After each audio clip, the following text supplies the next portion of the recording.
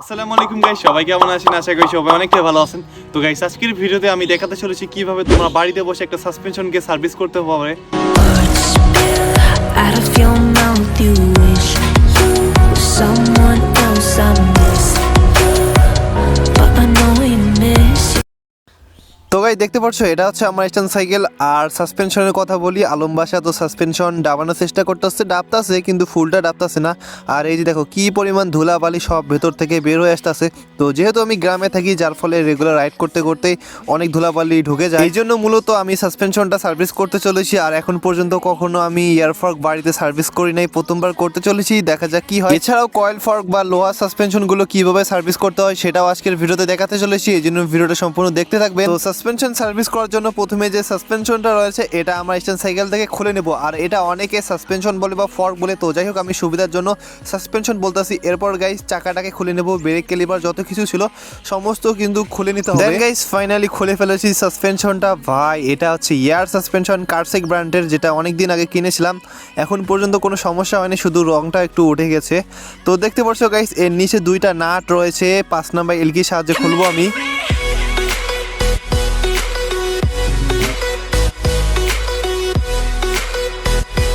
অনেকের সাইকেলের সাসপেনশন রয়েছে হাফ এলো বলে, বা নিচে যে সাসপেনশনের নাটগুলো থাকে ওগুলো কিন্তু নাট থাকে না, ডাইরেক্ট দেখা যায়। মানে তোমার সাসপেনশনে যদি নিচে কোনো নাট না থাকে, ওই সাইকেলের সাসপেনশন কিন্তু সার্ভিস করা অনেকটাই কঠিন, বা করা যায় না বলে যায় কিন্তু অনেকটা কঠিন।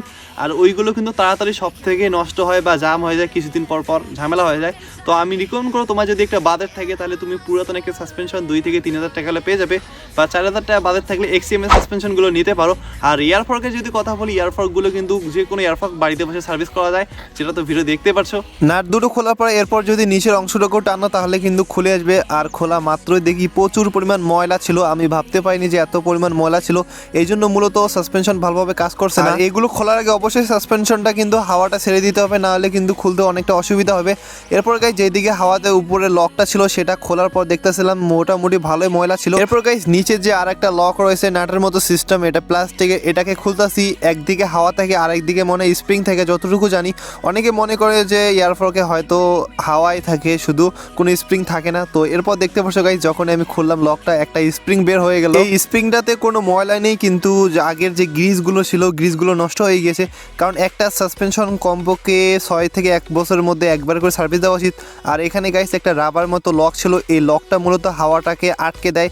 এই রাবারটা যদি কোনো নষ্ট হয়ে যায় তখন কিন্তু সাসপেনশনে হাওয়া দ্রুত নষ্ট হয়ে যায়। একদিকে খোলা শেষ, মানে যেদিকে হাওয়া থাকে ওইটা খুলেছি। এরপর গাইস ডান দিকে যেটা লক আউট বলে, মানে অনেকে লক করে, তো এবিএস এটা কিন্তু খুলতাছি। এটাও কিন্তু রেঞ্জ ব্যবহার করতেছি। আমি ভেবেছিলাম এখানে টুলস ব্যবহার করতে হয়, না শুধু একটা রেঞ্জ দিয়ে সম্পূর্ণ সাসপেনশনটা খোলা যাচ্ছিল, যেটা ব্যাপারটা ভালো লেগেছে। আর এটা খোলার পর দেখতেছি কোনো লক আউট সিস্টেম বলতে উপরে যে লকটা রয়েছে এটা যদি আমি লক করে দেই ভিতরে কিন্তু আটকে যাচ্ছে, এতটুকুই পার্থক্য লক আউট সিস্টেম। তো এইদিকে কোনো স্প্রিং থাকে না, মানে একদিকে স্প্রিং আর হাওয়া থেকে আরেকদিকে লক আউট, দুইটা সিস্টেমেই মূলত থাকে আর কি। এরপর গাইস এখানে স্প্রিং যেটা ছিল এর ভিতরে একটা রাবার মতো ছিল রডের ভিতরে, তো এটাকে খুলে নিতেছি। মানে আমি চেষ্টা করতেছি সমস্ত কিছু খোলার। তো সম্পূর্ণ খোলার পর গাইস দেখতে পারো সাসপেনশনটা, ভাই কোথা কি খুলেছি মনে হয় না কেউ সহজে বুঝতে পারবে। এটা অবশ্যই মাথায় রাখা উচিত যে কোনটা কোন জায়গায় ছিল।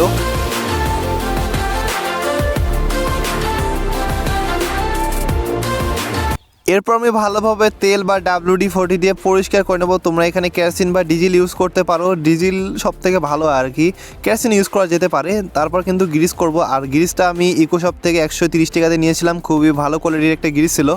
আর যেদিকে লক আউটটা ছিল এর ভিতরে একটা ফোফার, মানে এর ভিতরে হাওয়ার মতো অপশন দেখতে পেয়েছিলাম, কিন্তু এখানে মূলত তেল থাকে, কিছুটা অয়েল ইউজ করতে পারো, যার ফলে পিচ্ছিল হয়ে কাজ করে আর কি।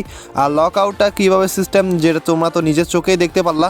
দেন গাইস এটা আমি ভালোভাবে ক্লিন করে কিছুটা অয়েল দিয়ে ভালোভাবে লাগিয়ে দিই আবারও। অনেকে রয়েছে এই সাইডটা নষ্ট হয়ে গেলে কাজ করে না, তো আমি রিকমেন্ড করব এটা কিন্তু মাঝে মাঝে লক হয়ে আটকে যায়। অনেকে ভাবে সাসপেনশন খারাপ হয়ে গেছে, কিন্তু খারাপ হয় না, এটা কিন্তু খুলে আবারও ঠিক করা যায়। দেন আবারও খুবই ভালোভাবে পরিষ্কার করার পর আমি গ্রিসটা ব্যবহার করতেছি। আর এখানে যে গ্রিসগুলো ব্যবহার করতেছি খুবই পাতলা গ্রিস আর কি। পাতলা গ্রিস ব্যবহার করার সুবিধা হচ্ছে অনেক ভালো পিচ্ছিল হবে। আর সাসপেনশনের উপরে যে পাইপের অংশটুকু রয়েছে এটা দেখতে পাচ্ছ কালার উঠে গেছে, কারণ মোটামুটি আমি আমি বেশিরভাগ সময় বালা ইউজ করি, এই জন্যে মূলত মানে ধুলাবালি বেশি লাগে, গ্রামের রাস্তা যেহেতু কাঁচা, এই জন্য এটা আস্তে আস্তে ঘষা খেতে খেতে উঠে গেছে।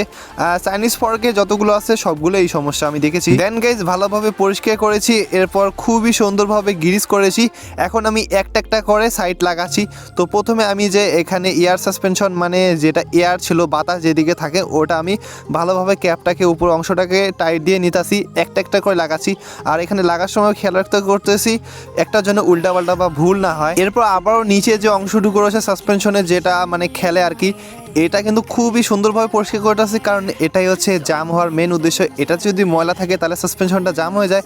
তো এখানে কিছুটা ময়লা ছিল, আমি পরিষ্কার করে নিয়েছি। ভিডিওতে দেখতে পাচ্ছেন আমি কিভাবে পরিষ্কার করতেছি, মোটামুটি অনেক সময় লেগেছিল, ভিডিওতে দেখা যাচ্ছে খুব তাড়াতাড়ি, কিন্তু মোটামুটি আমার প্রায় 1 ঘন্টার মতো লেগেছিল। এরপর গাইস এখানে নিচের অংশটাতে সামান্য পরিমাণ গ্রিস ইউজ করব, পাতলা Greece. feel you walking in the distance, but I know that it's not reality. তো ফাইনালি গাইস সাসপেনশন সার্ভিস করা শেষ। এখন দেখতে একটু নতুনের মতো চকচকা লাগতেছে, আর গ্রিসটা বের হয়েছে, এটা মুছে নিলে ঠিক হয়ে যাবে। তো এখন গাইস আমরা স্ট্যান্ড সাইকেলের মধ্যে আবার ওই রকম ভাবে লাগিয়ে দিয়েছি। তো চলো এখন দেখা যাক কিভাবে তোমার কয়েল সাসপেনশন সার্ভিস করবে। একটা কথা বলে দেই গাইস, অনেকে সাসপেনশনের মধ্যে তেল ইউজ করে, মানে বাইকে যে মোবিল বা যেটাকে বলে, তো ওই ইঞ্জিন অয়েল ওটাই ব্যবহার করে। তো এটা ব্যবহার করার ফলে কি হয়, 2-1 দিন কিন্তু ভালো কাজ করে সাসপেনশনটা, কিন্তু এরপর গিয়ে কিন্তু সাসপেনশনটা আস্তে আস্তে আরও বেশি জাম হয়ে যায়। অনেকে তো প্রতিদিন সাসপেনশনের মধ্যে তেল ইউজ করে। তো আমি রিকমেন্ড করবো এই ধরনের তেল কখনোই ইউজ না করার। তোমরা যদি সাসপেনশনের মধ্যে তেল ইউজ করতে চাও তাহলে কিন্তু বাইকের যে ব্রেক অয়েলটা রয়েছে বা মানে সাইকেলের যে অয়েল ব্রেকের তেলটা রয়েছে ওটা ইউজ করতে পারো, কারণ সাসপেনশনের মধ্যে সবসময় পাতলা তেল ইউজ করা অনেকটা ভালো। আর তেল ইউজ করার পর কয়েকবার ডাম্পিং করার পর যে ময়লাটা বের হবে ওটা মোছার পর এইভাবে 3 বার দেওয়া উচিত, তারপর কিন্তু আবার মুছতে হবে, তাহলে কিন্তু সাসপেনশনটা মোটামুটি একটু ভালো পারফরমেন্স করে আর কি। তো যেভাবে আমি এয়ার সাসপেনশন সার্ভিস করলাম সেম একইভাবে নিচের দিকে 2টা নাট থাকবে, ওই নাট দুটো খুলে নিয়েছি। অ্যান্ড খোলার পর গাইস 2 দিকে একটা লক আউট আছে, মানে যেই দিকে চাবি থাকে একটা লক থাকে, ওটার কিন্তু একটা টুলস রয়েছে, স্ক্রিনের উপর দেখতে পাচ্ছ। এটা দিয়ে খোলার পর কিন্তু ওই এয়ার সাসপেনশনের মতো 2টা স্প্রিং বের হবে বা একদিকে এক থাকবে। তো বিভিন্ন সাসপেনশন বিভিন্ন মানে সেম টু সেম, কোনো পার্থক্য নেই, জাস্ট ওই স্প্রিং এর জায়গায় এই বাতাসটা থাকে এতটুকু উপরের দিকে। আর গাইস আলম বাসার এই সাসপেনশনটা খোলার পর দেখতেছিলাম প্রচুর পরিমাণ কাদা বালি, কারণ এই ধরনের লোকাল যে সাসপেনশনগুলো রয়েছে এগুলোতে খুব তাড়াতাড়ি ময়লা ঢুকে পড়ে, কিন্তু এয়ার সাসপেনশন যেহেতু বাতাস থেকে তাহলে কিন্তু কখনোই ঢুকতে পারে না আর কি। মোটামুটি এয়ার সাসপেনশন যেটা রয়েছে সেটাও কিন্তু সার্ভিস করতে মোটামুটি 1 ঘন্টার মতো লেগেছিল।